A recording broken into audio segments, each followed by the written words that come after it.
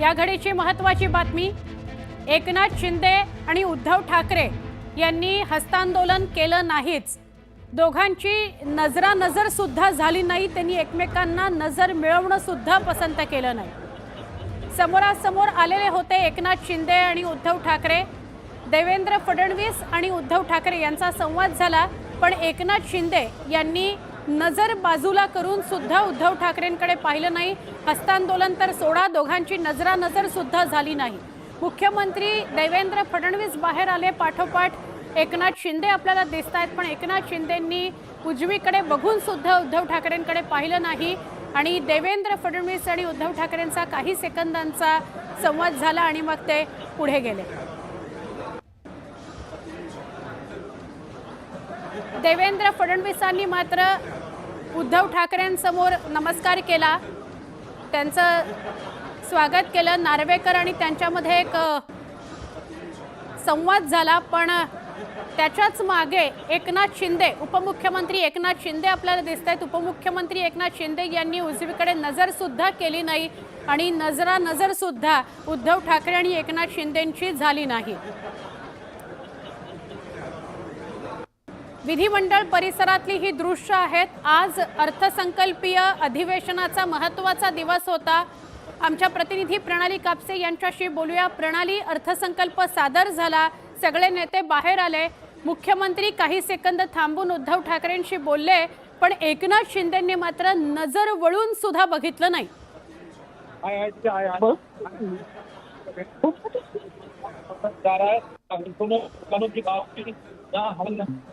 प्रणाली, तुम्हाला आवाज येतोय? आमच्या प्रतिनिधी प्रणाली कापसे यांच्याशी आपण बोलूया। विधिमंडळ परिसरातली ही दृश्य आहेत। आज अर्थसंकल्प सादर झाला, उपमुख्यमंत्री अर्थमंत्री अजित पवारांनी तो सादर केला। तो झाल्यानंतर जेव्हा हे सगळे नेते बाहेर पडले तेव्हा उद्धव ठाकरे समोर आले, म्हटल्यावर लगेच मुख्यमंत्र्यांनी उद्धव ठाकरेंना नमस्कार केला आणि ते एक स्माईल देत पुढे गेले।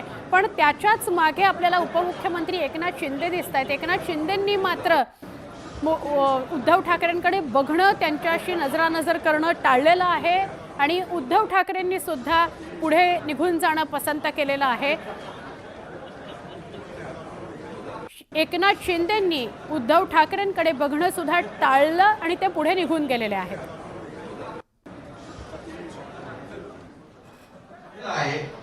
हे पोटेन्शियल आता वाढलेलं आहे आणि त्यामुळे, कारण महाराष्ट्रात इन्फ्रास्ट्रक्चर आहे, कनेक्टिव्हिटी आहे, स्किल मॅनपॉवर आहे, चांगलं वातावरण आहे, इंडस्ट्रीला पोषक, आणि म्हणून इंडस्ट्री फ्रेंडली स्टेट हे महाराष्ट्र झालंय। सांगण्याचं तात्पर्य एवढं, जेव्हा मी मुख्यमंत्री होतो त्यावेळी दावोसला दोनदा गेलो, जवळपास 7.5 लाख कोटीचं करारनामे झाले त्यावेळेस। आणि आता देवेंद्रजी आणि उदय सामंत आपले गेले त्यावेळेस किती, 15 लाखापेक्षा जास्त, 16 लाख कोटी, 16 लाख कोटीचे करारनामे झाले। म्हणजे पूर्वीसारखं फक्त करारनामेवालं काम नाहीये, हे ऍक्च्युअल काम करणारं सरकार आहे। कारण मागच्या वेळेस 75 ते 80% त्याचं एक्झिक्युशन झालं आणि आता देखील, आता जे देवेंद्रजींच्या मार्गदर्शनाखाली 16 लाखाचं जे एमओयू झाले, प्रत्यक्ष त्याला देखील सुरुवात झालेली आहे। आणि त्यामुळे हे का होतं, कारण या राज्याचं जे काही पोटेन्शियल आहे, राज्यामध्ये ज्या काही पायाभूत सुविधा आहेत, राज्यामध्ये ज्या काही सोयी सुविधा आहेत, सिंगल विंडो क्लिअरन्स आहे, उद्योग जे येत आहेत त्यांना रेड कार्पेट आहे, त्यांना दिल्या जाणाऱ्या सुविधा आहेत, या सगळ्या सुविधा। आता मगाशी दादांनी सांगितलं, सुरजागडमध्ये, गडचिरोलीमध्ये स्टील इंडस्ट्री आता एकदम रांग लावून राहिलेली आहे। आणि आता गडचिरोली सारखा जिल्हा जर मेन स्ट्रीम मध्ये येतोय तर इतर जिल्ह्यामध्ये तर मग आपल्याला खूप पोटेन्शियल आहे। आणि त्यामुळे आज समृद्धी महामार्ग जर आपण पाहिला, हिंदुहृदय सम्राट बाळासाहेब ठाकरे समृद्धी मार्ग, हा केवळ एक रस्ता नाहीये।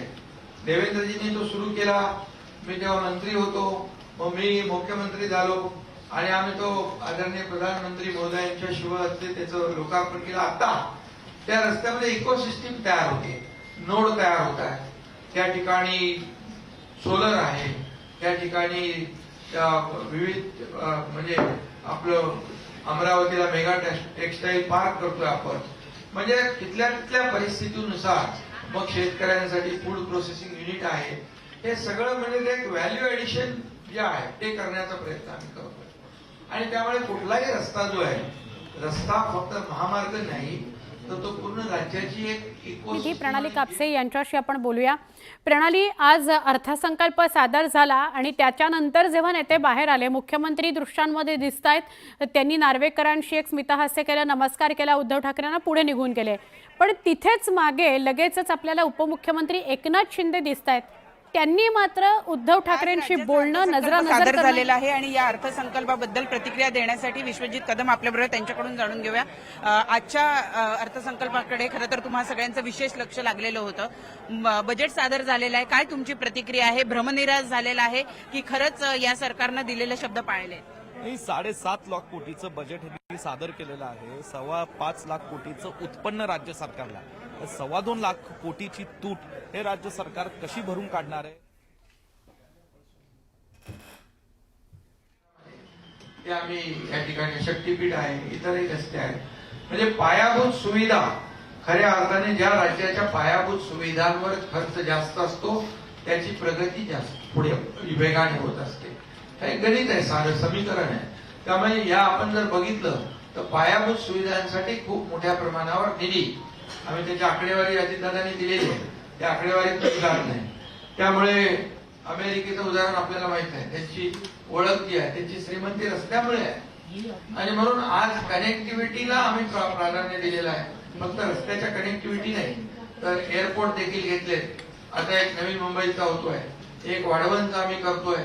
इतर जे एअरपोर्ट आहे ते नाईट लँडिंग आहे, तिथले सोयी सुविधा आहेत, ते स्ट्रीप वाढवले आहे. महाराष्ट्रातले अनेक एअरपोर्ट आम्ही डेव्हलप करतो. समाधानी आहोत कारण लाडक्या बहिणींना सांभाळून हा अर्थसंकल्प सादर केलेला दादाने, त्याच्यामुळे सगळ्यांना बरोबर घेऊन जाण्याचं काम दादा करतायत. आणि मुख्यमंत्री त्यानंतर उपमुख्यमंत्री काय ठरवतायत ते महाराष्ट्राच्या हिताचं आहे, त्यामध्ये अहित कुठं नाही आहे. तुमच्या मंत्रालयाला आणि शिवसेनेचे मंत्री असलेल्या मंत्रालयाला कमी निधी दिलाय अशी दिलेला आहे, तर सगळ्यांना त्याच पद्धतीने दिलेला आहे. आता आमच्याकडं संजय आहे, त्याला बऱ्यापैकी निधी मिळाला आहे समाज कल्याण खात्याचा. त्यानंतर पाणी पुरवठा असेल, हे आज जे काही खाते आहेत. कारण आपल्याला आज जर पाहिलं तर मागच्या टप्प्यात जास्त निधीचं वाटप ते पण पुरं असते करायचं आहे. आणि म्हणून जे काय मिळालं त्यात आम्ही समाधानी आहोत. परंतु भाजप असेल किंवा राष्ट्रवादी काँग्रेस यांच्या मंत्रालयाला अधिकचा निधी जो तो दिल्याचं समोर आलाय, आकडेवारीनुसार दिसून आले. ठीक आहे, आता थोडंफार वर खाली होणार. आता मागच्या वेळेला आपले मुख्यमंत्री होते त्यावेळेला सगळ्यांना बऱ्यापैकी दिलं होतं. आता त्यावेळेला बऱ्याचशा कामं पण अगोदर झालेली आहे. आता ती सांभाळून आपल्याला पुढे जायचं आहे. पण कुठेतरी नाराजी पण दिसून आली. बिरायची काय नाही, नाराजी काय. केवळ पुणे, रायगड, थोडा बहुत मुंबई, बचाखुचा नागपूर एवढाच याचा अर्थ दिसतोय. म्हणजे उर्वरित महाराष्ट्र, ग्रामीण महाराष्ट्र या बजेटमध्ये कुठेही दिसत नाही. हे दुर्दैवाने दिसतोय. ज्या लाडक्या बहिणींमुळे सरकार निवडून आलं त्यांच्या 2100 रुपयाचा उल्लेखही नाही या बजेटमध्ये. नाही, तेच सांगतोय. लाभार गुलाबी जॅकेट घालून फिरले लाडकी बहीण म्हणून, आणि तुम्ही जाहीरनाम्यामध्ये 2100 रुपये म्हणून देतो म्हणता आहात आणि बहिणींची मतं घेतली आणि आज बहिणीला विसरला. निकष लावलेत, सगळ्या गोष्टी केलेत, पण काय 2100 दिले नाही. म्हणजे यांनी आमच्या लाडक्या बहिणीला फसवलं आहे. शब्दांना खोटे शब्द देऊन, खोटा विश्वास देऊन हे यामध्ये स्पष्ट झालेलं आहे.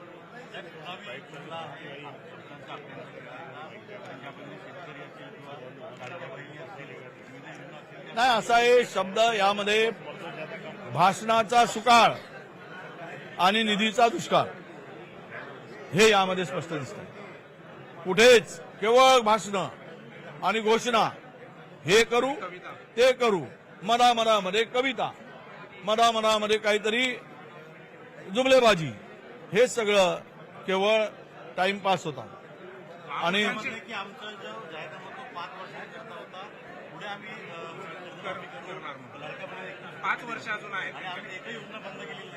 शेतकरी मेल्यावर करणार, शेतकऱ्यांनी आत्महत्या करून जीवन संपवल्यानं करणार.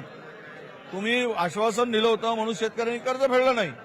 आज शेतकऱ्याला क्राफ्ट लोन मिळणार नाही अशी परिस्थिती आणली. बँका तयार नाहीत कर्ज द्यायला. मग बनवाबनवी कशाला गेली? तुम्हाला 5 वर्षानंतर बसवा. लोकसभेनंतर कुठेतरी महाविकास आघाडी ही गाफील राहिली. वाटाघाटींमध्ये, तिकिटांच्या वाटाघाटींमध्ये थोडासा लेट झाला आणि त्यामुळे सकाळीच त्याचं उत्तर दिलं, त्याच्यामुळे डबल आता काही उत्तर. सर एक बार हिंदी में प्रतिक्रिया दीजिए कि जैसे बजट आज रहा, जो संकल्प पत्र आप हाईलाइट कर रहे हो, आपके हिसाब से क्या सेटिस्फैक्ट्री था बजट संकल्प पत्र के हिसाब से या नहीं? ये हमारे लिए नहीं तो महाराष्ट्र के जनता के लिए भी सेटिस्फैक्ट्री नहीं है. इन लोगों ने जो घोषणा पत्र दिया था वो पूरा जनता की दिशा भूल करने वाला था, लोगों को फंसाने वाला था. किसानों का कर्जा माफ करने की बात की थी. आज के बजट में उस तरह की कोई व्यवस्था नहीं बनाई गई. महिलाओं को 2100 रुपये हर माह देने की बात की थी, उसमें भी उन लोगों ने अपनी लाडली बहना को फंसाया. रोजगार निर्मित के लिए क्या करेंगे उसके कोई व्यवस्था यहाँ पे बनाई गई नहीं, इसलिए युवाओं को भी फंसाया गया.